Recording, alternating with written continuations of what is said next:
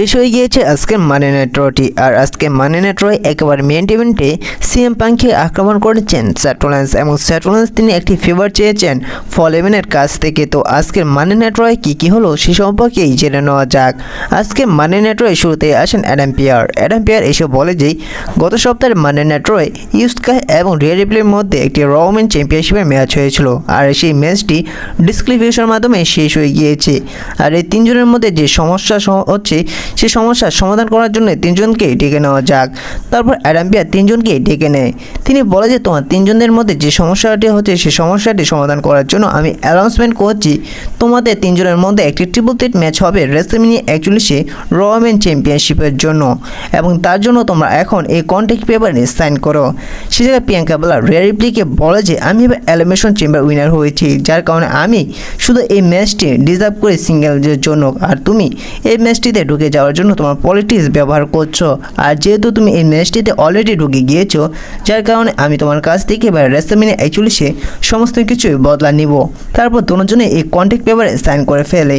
যখন ইউস্কাই এসে প্রোমো কাট করবে, রিয়া রিপ্লে এবং প্রিয়াঙ্কা বেলার বড় মতনই ইউস্কাইকে অসম্মান করে, যার কারণে ইউস্কাই তিনি দুজনকে আক্রমণ করে এবং আক্রমণ করার পর তিনি সেই কন্ট্রাক্ট পেপারে সাইন করে তার টাইটেলটি নিয়ে যায়। আর এভাবেই ডাব্লিউডাব্লিউই আজকে মানি নাইট রয় কনফার্ম করে এদের ট্রিপল থ্রেট ম্যাচটি দেখা যাবে রেসলম্যানিয়া 41 র ওমেন চ্যাম্পিয়নশিপের জন্য।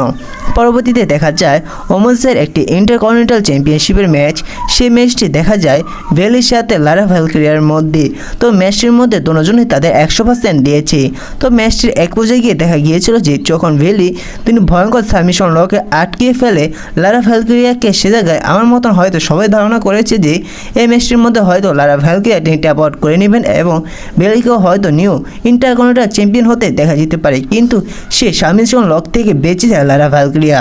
পরবর্তীতে দেখা যায় যে লারা ভ্যালকিরিয়া তিনি ভেলিকে রোল আপের মাধ্যমে তিনি তাকে হারিয়ে দেয় এবং সাকসেসফুলভাবে তার ইন্টারকন্টিনেন্টাল চ্যাম্পিয়নশিপটা রিটার্ন করে নেয়। পরবর্তীতে সে জায়গায় ভেলি তিনি লারা ভ্যালকিরিয়াকে সম্মান করে এবং লারা ভ্যালকিরিয়া তিনিও ভেলিকে সম্মান করে। তারপর দেখা যায় মেন্সের একটি 6 ম্যান একটি ম্যাচ। সেই ম্যাচটি দেখা যায় এলডব্লিউর সাথে আমেরিকা মেটের মধ্যে এবং সেই আমেরিকা মেটের মধ্যে দেখা গিয়েছে চ্যাট কেবলের সে লাইট ভার্সনকে, বলা যায় যে চ্যাট কেবলকেই দেখা গিয়েছে। তো এই 6 ম্যান একটি ম্যাচটি অনুষ্ঠিত হলে ম্যাচটি এক পর্যায়ে গিয়ে দেখা যায় যে চ্যাট কেবলের সে লাইট ভার্সনকে একটি মেডেল দেয় এবং সেই মেডেলটি চ্যাট কেবলের সেই লাইট ভার্সনটি তার মাস্কের ভিতরে ঢুকিয়ে নিয়ে যায় এবং মাস্কের ভিতরে ঢুকিয়ে নিয়ে তিনি সেই টপ রোপ থেকে তিনি একটি হেডবার্ট দেয় এবং সেই হেডবার্টের মাধ্যমে এলডব্লিউ মেম্বারগুলোকে পিন করে সেই 6 ম্যান একটি ম্যাচটি ভিক্টোরি নিয়ে নেয় আমেরিকা মেট। তারপর দেখানো হয় জেউসো এবং গুন্থারের একটি সেগমেন্ট। সর্বপ্রথম রিংয়ে গুন্থার আসেন। গুন্থার এসে তিনি যখনই প্রোমো কাট করতে যাবেন ঠিক সে সময় থিম সং প্লে হয় জেউসো। আর এবার জেউসোকে একেবারে সিরিয়াসলিভাবে আসতে দেখা যায় দর্শকের মধ্যে দিয়ে, তাকে বরাবরের মতন সে ইট করতে দেখা যায় না, কিন্তু সে জায়গায় সমস্ত দর্শকরা ইট করতে থাকে। গুন্থারের সামনে ফেস টু ফেস হয় জেউসো রিংয়ে এসে এবং গুন্থারের হাত থেকে মাইকটি ছিনিয়ে নেয় জেউসো গুন্থারকে বলেছে তোমার বাসায় কি মা আছে? গুন্থার বলে হ্যাঁ। শোনো, তুমি আমাকে গত সপ্তাহে আমাকে আক্রমণ করেছিল, এমনকি তুমি আমার সামনে আমার ভাইকে ভয়ঙ্করভাবে আক্রমণ করে একেবারে ব্লাড বের করে দিয়েছো, যার কারণে আমার ভাই জিমি উসোকে হসপিটালাইজ করা হয়েছে এবং তার মাথায় 16টা শিলে পড়েছে। যখন আমি বাসায় গিয়েছিলাম আমার মা আমাকে জিজ্ঞাসা করেছে আমার সামনে যখন গুন্থার আমার ভাই জিমি উসোকে আক্রমণ করছিল তখন আমি কিছু করছিলাম না কেন? তুমি জানো আমার মাকে আমি কি বলেছি? আমি বলেছি আমার মাকে আমি গুন্থারকে ভয় পাই, কিন্তু আমি আসলে গুন্থারকে ভয় পাই না।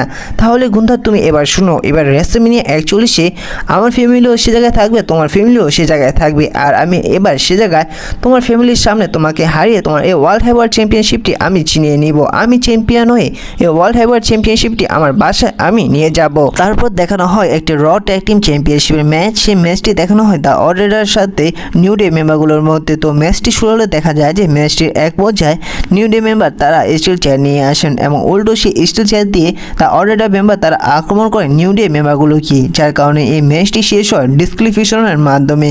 পরবর্তীতে দেখা যায় যে এই ম্যাচটি ডিসক্লিফিকেশনের মাধ্যমে শেষ হয়ে গেলে নিউ ডে মেম্বাররা তারা আক্রমণ করে দ্য অর্ডার মেম্বারগুলোকে এবং সে জায়গায় অর্ডার এক মেম্বারগুলোকে ভয়ঙ্করভাবে আক্রমণ করে একেবারে ডিস্ট্রয় করে দেয়। আর এর থেকে পরিষ্কার বোঝা যায় যে দ্য অর্ডারের সাথে নিউ ডে মেম্বারগুলোর মধ্যে একটি র ট্যাগ টিম চ্যাম্পিয়নশিপের ম্যাচ দেখা যেতে পারে। এবার রেসলম্যানিয়া 41 সে জায়গায় নিউ ডে মেম্বারগুলোকে নতুন চ্যাম্পিয়ন হতে দেখা যেতে পারে। পরবর্তীতে দেখা যায় প্যান্টার সাথে ডমিনিক মিস্টেরিওর মধ্যে একটি সিঙ্গেল ম্যাচ। তো ম্যাচটির মধ্যে দেখা যায় যে প্যান্টার পারফরমেন্স ভালো ছিল এবং ডমিনিক মিস্টেরিওর পারফরমেন্স ভালো ছিল। তো ম্যাচটি এক পর্যায়ে প্যান্টা তার ফিনিশার দিয়ে ডমিনিক মিস্টেরিওকে হারিয়ে এই ম্যাচটির মধ্যে ভিক্টোরি নিয়ে নেয়। তারপর দেখা যায় যে সে জায়গায় কার্লেটো এসে তিনি আক্রমণ শুরু করে প্যান্টাকে এবং প্যান্টাকে আক্রমণ করে ডমিনিক মিস্টেরিও।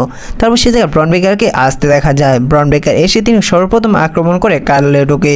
তারপর সে জায়গায় এক এক করে ডমিনিক মিস্টেরিওকে এবং প্যান্টাকে আক্রমণ করে। তারপর পিছন থেকে এসে ফিন বেলার তিনি আক্রমণ করে ব্রন বেকারকে। তারপর ব্রন বেকার এসে ইন্টারকন্টিনেন্টাল চ্যাম্পিয়নশিপটি হাতে নেয় ফিন বেলার। তারপর দেখা যায় যে ব্রন বেকার তিনি আবার ফিন বেলারকে তার ভয়ঙ্কর স্পিয়ার দিয়ে দেয় এবং বলা যায় যে আজকের মানি নাইট রয়ে ব্রন বেকার তিনি একে আক্রমণ করে কার্লেটোকে, প্যান্টাকে, ব্রন বেকারকে এমনকি ফিন বেলারকে। আর আরেকটি বিষয় জানিয়ে দেয় যে এবার ডাব্লিউডাব্লিউ অফিসিয়ালভাবে কনফার্ম করে দিয়েছে যে এবার রেসলম্যানিয়া 41 এই ইন্টারকন্টিনেন্টাল চ্যাম্পিয়নশিপের ম্যাচ দেখা যাবে প্যান্টা ভার্সেস ব্রন বেকার ভার্সেস ফিন বেলার ভার্সেস ডমিনিক মিস্টেরিওর মধ্যে। তারপর মানডে নাইট রয়ে একেবারে মেইন ইভেন্টে আসতে দেখা যায় পল হেমনকে।